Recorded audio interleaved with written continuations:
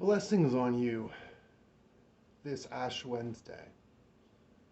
Right now, I'm in the process of preparing the ashes for our service tonight, where we put the ashes onto each person's forehead. Now, this is a challenging thing because I only do it once a year. So every year I have to kind of relearn how to do that. We have ashes here that we're burned from palm branches in the past. These particular collection here was burned by a former member of our church named Esther Schmidt, who has passed on some years ago. I made the mistake of calling them Esther's ashes one time, and that kind of creeped people out. And then I realized my mistake. No, these are ashes that Esther prepared for us. The second ingredient that you use is usually some sort of olive oil. You don't want to use water because water can activate the hydroxides in the ash and cause some skin irritation. Now, I myself have used water in the past, and I didn't notice any irritation on my skin, but of course some people are more sensitive than others. So generally I just don't use water. So instead use some mixture of olive oil. Now this olive oil, I've added a little frankincense to it because I was using it to anoint one of our sick people in the hospital. Now you don't ever want to use more than a few drops of oil. And that is the trick about this, is that it doesn't take very many ashes to do what you need it to for Ash Wednesday. But I usually end up having to add more ashes than I need because I put too much oil in. So in this case, I'm going to just put a few drops. Ooh, let's see how that works.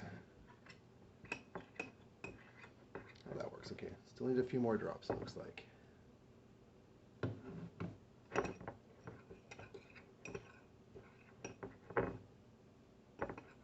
And it looks like we're going to need a few more. Yeah, just don't get impatient with this part, or you'll end up having to use a lot of extra ashes that you didn't intend to use. As you can see, we're getting low. This will probably still be good for another couple years at least, but it won't last nearly as long as if I keep accidentally adding too much oil.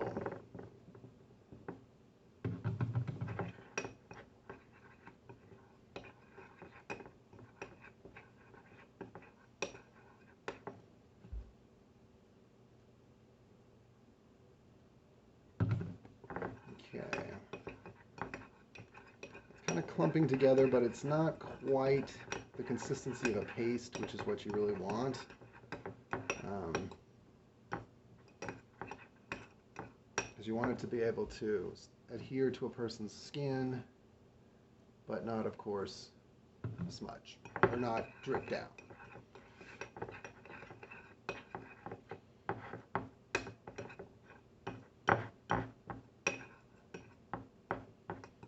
You know, I might actually just add a little bit more ashes to this because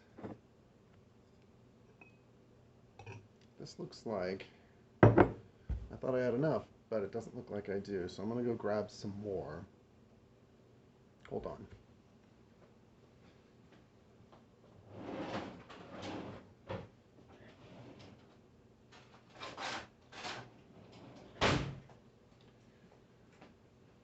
So I'm going to take a few more ashes here because it turns out I don't think I have enough.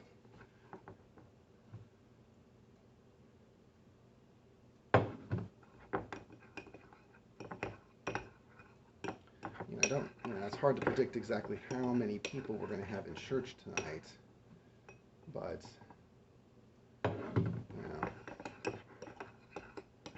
you definitely don't want to run out.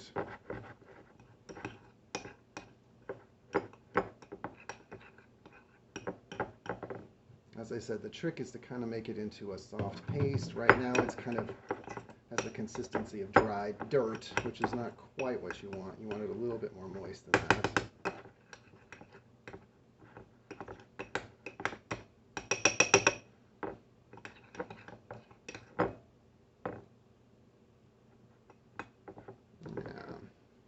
So here's what we have so far. Just a little ball of what looks like dirt. And add a little bit more oil to it because it's still a little too, it's still just not quite what we want. Okay, now it's starting to look about right. Yeah. It's kind of shiny. You know, it kind of looks like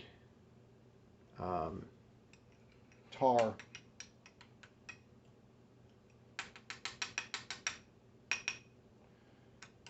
Although I'm looking at this thinking, gosh, this is about the right consistency, but I don't know if this is going to be enough. Okay, Hayward, looks like we're going to have to put some more in here.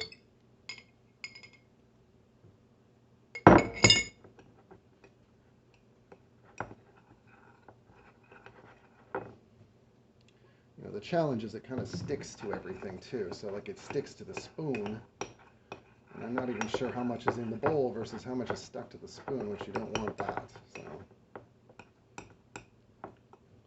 So now we're going to go back through this process again until we get it to where we want it.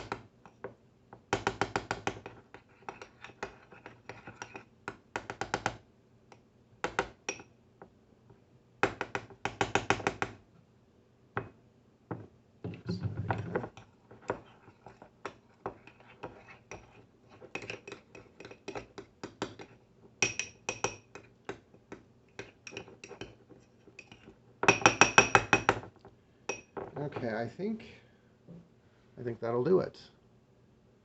I think that'll be enough for tonight. As you can see, it's a little shiny. It's kind of thick. I think that'll do the trick. So I'll see you tonight.